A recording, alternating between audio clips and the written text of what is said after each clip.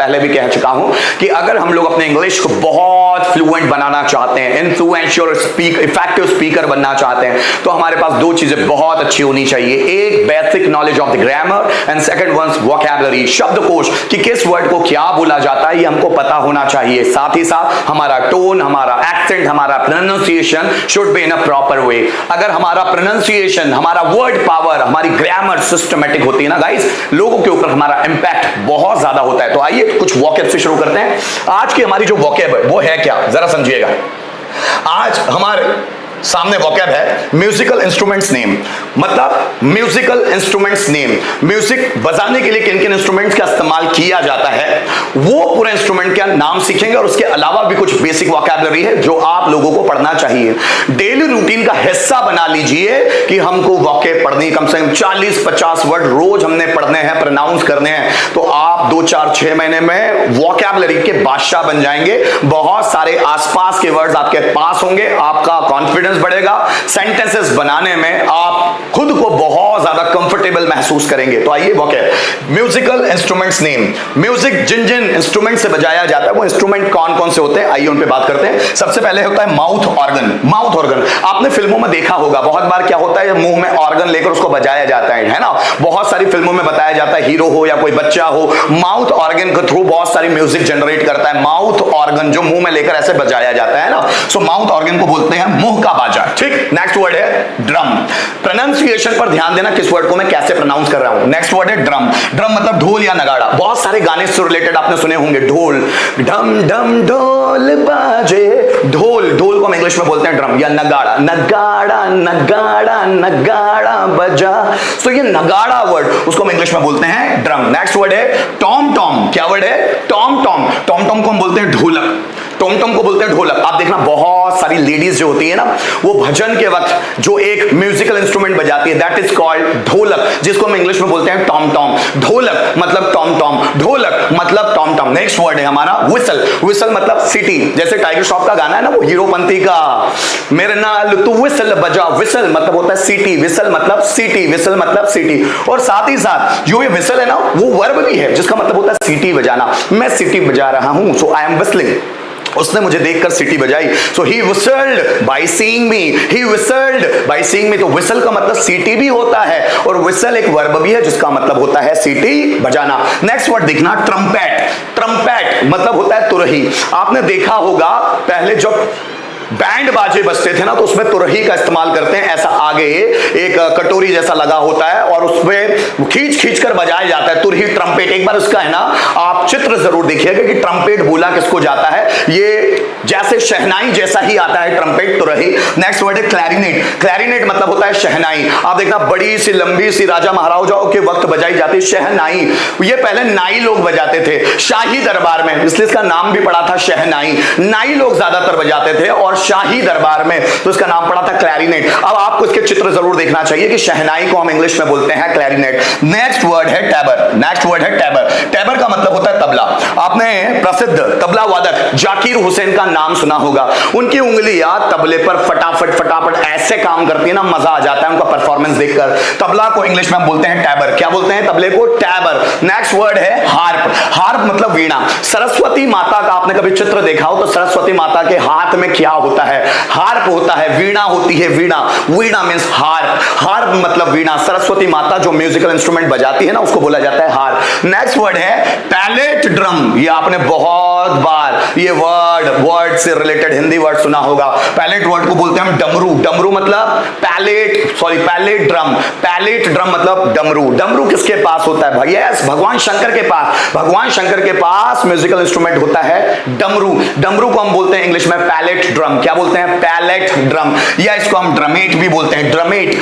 डमरू को क्या बोला जाता है, पैलेट ड्रम या फिर ड्रमेट। नेक्स्ट वर्ड है कॉन्च। भगवान विष्णु हो, भगवान कृष्ण हो, युद्ध में जब भी युद्ध की शुरुआत होती है शंख बजाए जाते हैं। शंख को इंग्लिश में क्या बोलते हैं, कॉन्च। क्या बोला जाता है, कॉन्च। क्या बोला जाता है, कॉन्च। शंख को हम इंग्लिश में बोलते हैं कॉन्च। क्या बोलते हैं मेरे बच्चों, कॉन्च। कॉन्च मतलब शंख। नेक्स्ट वर्ड देखिएगा बांसुरी, भगवान कृष्ण के हाथों में हमेशा होती है बांसुरी, और भगवान कृष्ण हमेशा बजाते हैं बांसुरी। बांसुरी मतलब क्या, जिसको इंग्लिश में हम बोलते हैं फ्लूट। क्या बोलते हैं? फ्लूट। नेक्स्ट वर्ड देखिएगा, टेम्बोरिन। टेम्बोरिन मतलब डफली। आपने एक ऋषि कपूर का गाना सुना होगा, डफली वाले डफली बजा। तो डफली को क्या बोलते हैं इंग्लिश में? डफली को बोलते हैं टेम्बोरिन। क्या बोलते हैं? टेम्बोरिन। टेम्बोरिन टेम्बोरिन टेम्बोरिन मतलब डफली, या इसको हम खंजरी भी बोलते हैं। नेक्स्ट वर्ड है झांझ या मंजीरा। आपने देखा बड़े बड़े गोल आते हैं और उसको हाथों में लेकर से बजाते हैं, और छोटी छोटी भी झांझ आती है जिसको हम भगवान की आरती वक्त बजाते हैं। तो बड़े बड़े झांझ भी आते हैं जिसको ऐसे ऐसे करके पटका जाता है और झनझनाहट की बहुत आवाज आती है। झांझ को हम बोलते हैं सिंबल। क्या बोलते हैं? सिंबल। झांझ या मंजीरा उसको बोलते हैं हम सिंबल। ठीक। नेक्स्ट वर्ड है वायलिन, सारंगी। आपने मोहब्बतें मूवी देखी होंगी जिसमें शाहरुख खान अपने हाथ में वायलिन लेकर बजाता ही रहता है हाथ में ना, तो वो जो शाहरुख खान बजा रहा है वो क्या है? वायलिन है। उसको क्या बोलते हैं? वायलिन। हिंदी में उसको बोलते हैं हम सारंगी। क्या बोलते हैं? सारंगी। सारंगी को इतना बोलता नहीं, हम वायलिन वर्ड का इस्तेमाल ही ज्यादा करते हैं, वायलिन। नेक्स्ट वर्ड है पियानो। पियानो को हिंदी में भी बोला जाता है पियानो। अब पियानो आपने देखा होगा पुरानी फिल्मों में ऐसे बहुत बार होता था कि एक व्यक्ति बैठ जाता है पियानो पर, उसको बजाता है अलग अलग तरह से। बहुत बड़ा पियानो भी आता है लकड़ी का बना हुआ। नेक्स्ट वर्ड है गिटार। गिटार को हिंदी में बोला जाता है गिटार या गिटार, दोनों वर्ड है हिंदी में, लेकिन इंग्लिश में बोलते हैं गिटार। आपने देखा होगा ना बहुत बार आतिफ असलम को गाने गाते हुए देखना, आतिफ असलम या फिर अरिजीत सिंह को गाने गाते हुए देखना, तो वो गिटार बजाते हुए रहते हैं। नेक्स्ट वर्ड है स्ट्रिंग। जो गिटार के जो तार आते हैं ना दोस्तों, उन तारों को हम बोलते हैं स्ट्रिंग। गिटार के तार जो आते हैं ना उसको बोलते हैं स्ट्रिंग। नेक्स्ट वर्ड है सितार। अब सितार क्या है, इसका चित्र आपको देखना पड़ेगा। सितार भी वीणा जैसे ही नजर आता है। वीणा जो होता है ना सरस्वती माता के हाथों में, उससे रिलेटेड ही बनावट होती है सितार की। उसको इंग्लिश में भी सितार बोलते हैं और हिंदी में भी सितार बोलते हैं। नेक्स्ट वर्ड है बैंजो। ये बैंजो आपको देखना चाहिए। बैंजो पार्टी, बैंजो मतलब बैंजो एक तरह का उपकरण होता है जिसको बजाया जाता है, बैंजो। नेक्स्ट वर्ड है हारमोनियम। हारमोनियम देखा होगा लकड़ी के बॉक्स जैसा आता है और उसका ढक्कन खुला होता है और बजाया जाता है पियानो की तरह, उस पे हम लोग अपने हैंड्स को परफॉर्म करते हैं, तो हारमोनियम वर्ड। नेक्स्ट वर्ड है जाइलोफोन। जाइलोफोन ये भी लकड़ी का बना हुआ होता है जाइलोफोन। इसमें आपने एक लड़की का नाम नहीं सुना होगा शायद, एवलिन। ये एवलिन इस जाइलोफोन की मास्टर थी। 11 साल की उम्र में मास्टर थी। जाइलोफोन लकड़ी का बना हुआ होता है, म्यूजिकल इंस्ट्रूमेंट होता है। और लास्ट वर्ड है बेल। बेल मतलब घंटी। बेल मतलब घंटी, उससे भी तो म्यूजिक आती है ना। सपोज किसी डायरेक्टर के रूम में या किसी प्रिंसिपल के रूम में बेल होती है, उसको बजाते हैं तो चपरासी बाहर से अंदर आ जाता है या कोई टीचर्स बाहर से अंदर आ जाते हैं, तो बेल मतलब घंटी। ये सब थे म्यूजिकल इंस्ट्रूमेंट। इनके साथ साथ कुछ और जनरल वर्ड्स मुझे ऐसा लगता है जो मुझे आपको सिखाना चाहिए। Learning of the day. Learning, आज की फिर से एक लर्निंग, नई लर्निंग। देखिए क्या, एग्जाइल। एग्जाइल को हम बोलते हैं वनवास। भगवान श्री राम 14 वर्ष के वनवास में गए थे लक्ष्मण और माता सीता के साथ। वनवास को क्या बोलते हैं? वनवास को हम इंग्लिश में बोलते हैं एग्जाइल। क्या बोलते हैं? एग्जाइल। प्रोनाउंसिएशन पर ध्यान देना। नेक्स्ट वर्ड है कोरोनेशन। क्या बोलते हैं? कोरोनेशन। कोरोनेशन का मतलब होता है राज्याभिषेक। राज्याभिषेक। जब भगवान श्री राम गए थे वनवास 14 वर्ष के, फिर रावण को मारने के बाद जब आए थे तो उनका राज्याभिषेक किया गया था। आप या ऐसा भी बोल सकते हैं कि भगवान श्री राम को जब 14 वर्ष का वनवास दिया गया था तो उसके एक दिन पहले उनका राज्याभिषेक किया जाना था, उनको राजा बनाया जा रहा था अयोध्या, लेकिन कैकेयी माता के कारण उनको जाना पड़ा वनवास। तो राज्याभिषेक को हम इंग्लिश में बोलते हैं कोरोनेशन। नेक्स्ट वर्ड है थ्रोन। थ्रोन मतलब जिसको हम बोलते हैं राजगद्दी या राज सिंहासन। तो राम को राजगद्दी मिलने वाली थी, राज सिंहासन मिलने वाला था, पर कैकेयी माता के वचन के कारण उनको 14 वर्ष के लिए वनवास जाना पड़ा। राजगद्दी या राज सिंहासन को हम क्या बोलते हैं इंग्लिश में? थ्रोन। नेक्स्ट वर्ड है डायनेस्टी। डायनेस्टी को हम बोलते हैं राजवंश। राजवंश जरा समझो, जो राम जी थे वो एक राजवंश में पैदा हुए थे। राजवंश मतलब क्या? एक डायनेस्टी। डायनेस्टी। नेक्स्ट वर्ड है किंगडम। किंगडम मतलब साम्राज्य। किंगडम बहुत सारे थे हमारे भारत में। Mughal kingdom, Maratha kingdom, Rajputana kingdom, बहुत सारे किंगडम हुए। किंगडम मतलब साम्राज्य। Next word palace. पैलेस को हम बोलते हैं राजभवन या महल। महल को क्या बोलते हैं इंग्लिश में? पैलेस। या पैलेस को हम बोलते हैं हिंदी में राजभवन। राजा का भवन is called palace. Next word है हमारे पास, नेक्स्ट वर्ड अवतार। भगवान श्री कृष्ण ने अवतार लिया था धरती पर दुष्टों का नाश करने के लिए और धर्म की स्थापना के लिए, है ना। यदा यदा हि धर्मस्य ग्लानिर्भवति भारत अभ्युत्थानम अधर्मस्य तदात्मानं सृजाम्यहम्। ठीक है, जब जब धर्म की हानि होती है तो मैं अवतार लेता हूं। अवतार मतलब एम्बॉडीमेंट, अवतार या फिर इनकारनेशन। अवतार को क्या बोलते हैं हम लोग इंग्लिश में? एम्बॉडीमेंट या इनकारनेशन। एम्बॉडीमेंट या इनकारनेशन। नेक्स्ट वर्ड देखिए, डीमन। डीमन बोलो या डैमन बोलो, बात एक ही है, डीमन। रावण एक डीमन था, डीमन। डीमन मतलब राक्षस। नेक्स्ट वर्ड है हॉस्टेज, जिसको हम बोलते हैं बंधक। रावण ने सीता माता को बंधक बना के ले गया था। बंधक मतलब हॉस्टेज। हॉस्टेज, आतंकवादी भी बहुत सारे लोगों को बंदी बना के ले जाते हैं ना, फिर गवर्नमेंट को या पुलिस को ब्लैकमेल करते हैं। बंधक बना लिया आतंकवादियों ने लोगों को, बंधक मतलब हॉस्टेज। नेक्स्ट वर्ड है डिसीट। डिसीट का मतलब होता है छल या कपट। रावण ने डिसीट के थ्रू ही सीता माता का अपहरण किया था, छल कपट के द्वारा ही। छल कपट को इंग्लिश में क्या बोलते हैं? डिसीट। नेक्स्ट वर्ड है डिसीव। डिसीव का मतलब होता है धोखा देना या छल कपट करना, धोखा देना, डिसीव। नेक्स्ट वर्ड है किडनैप या एब्डक्ट। किडनैप बोलते हैं या एब्डक्ट, उसका मतलब होता है अपहरण करना। जैसे रावण ने सीता माता का अपहरण किया था, सो रावण हैड किडनैप्ड सीता माता या रावण हैड एब्डक्टेड सीता माता। नेक्स्ट वर्ड है दुष्ट। रावण बहुत दुष्ट था। दुष्ट को क्या बोलते हैं हम लोग? रावण बहुत दुष्ट था, दुष्ट को बोलते हैं विकेड। इसको विक्ड मत पढ़ना, इसको पढ़ेंगे विकेड। क्या पढ़ेंगे? विकेड। नेक्स्ट वर्ड है हॉटी। हॉटी मतलब अहंकारी।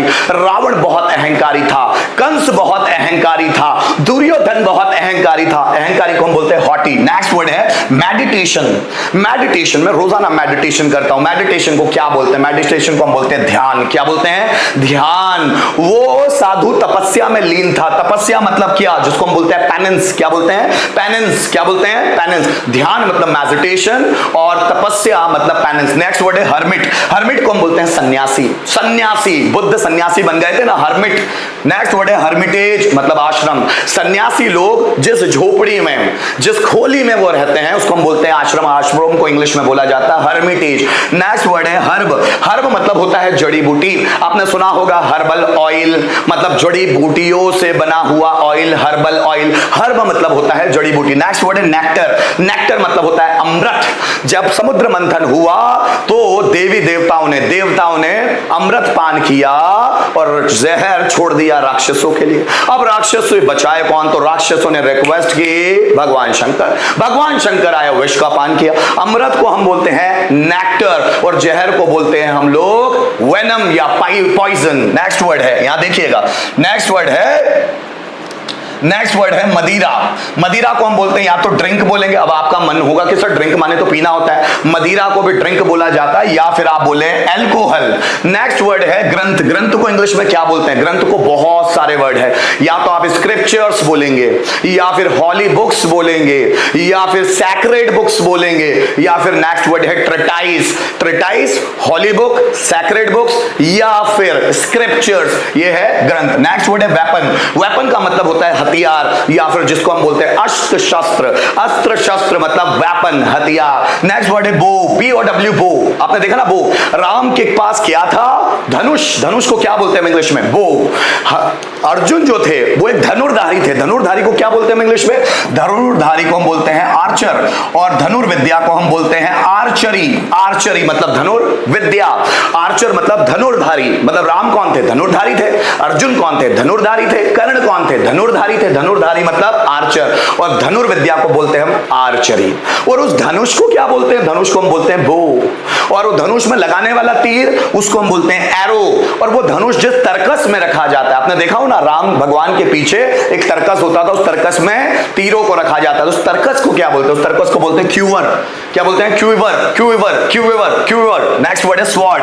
स्वॉर्ड का मतलब होता है तलवार। स्वॉर्ड का मतलब क्या होता है? तलवार। नेक्स्ट वर्ड है आर्मर। आर्मर का मतलब होता है कवच। आपने देखा होगा युद्ध लड़ने जाते हैं बहुत सारे योद्धा, तो यहां लोहे का कवच पहन लेते हैं ना, आयरन आर्मर।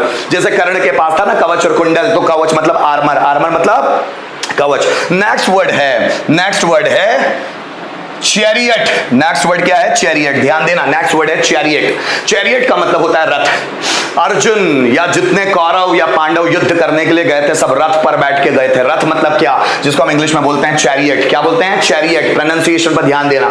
नेक्स्ट वर्ड है चैरिटियर। चैरिटियर, सारथी। भगवान कृष्ण अर्जुन के सारथी थे। The Lord Krishna was charioteer of arjuna.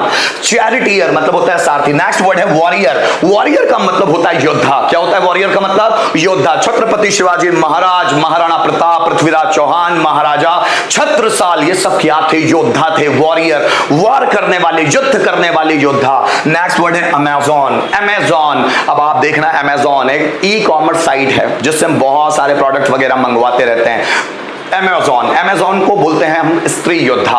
Amazon word ही इसलिए बना है, स्त्री योद्धा, स्त्री योद्धा, स्त्री योद्धा। जैसे झांसी की रानी, रानी दुर्गावती, ये कौन थे? रानी चिन्नम्मा, ये कौन थे? स्त्री योद्धा थे। स्त्री योद्धा को हम इंग्लिश में बोलते हैं अमेज़न। नेक्स्ट वर्ड है बैटल वॉर। बैटल या फिर वॉर, बैटल को बोलते हैं युद्ध, वॉर को बोलते हैं युद्ध। युद्ध को लिए इंग्लिश में वर्ड है बैटल या फिर वॉर। रणभूमि, रणभूमि या जिसको हम बोलते हैं युद्ध क्षेत्र, युद्ध भूमि, उसको हम इंग्लिश में बोलते हैं बैटलफील्ड। क्या बोलते हैं मेरे दोस्तों? Battlefield. Next word Motherland. Motherland का मतलब होता है मातृभूमि या जन्मभूमि। जन्मभूमि या मातृभूमि, मदरलैंड। नेक्स्ट वर्ड है जो आपको जानना जरूरी है। नेक्स्ट वर्ड, रैपिस्ट को है ना भाई फांसी की सजा देनी चाहिए, मृत्युदंड। अभी कलकत्ता में वो केस हुआ था ना, डॉक्टर के साथ बलात्कार किया गया, उस रैपिस्ट को मृत्युदंड देना चाहिए। मृत्युदंड मतलब क्या? Capital punishment.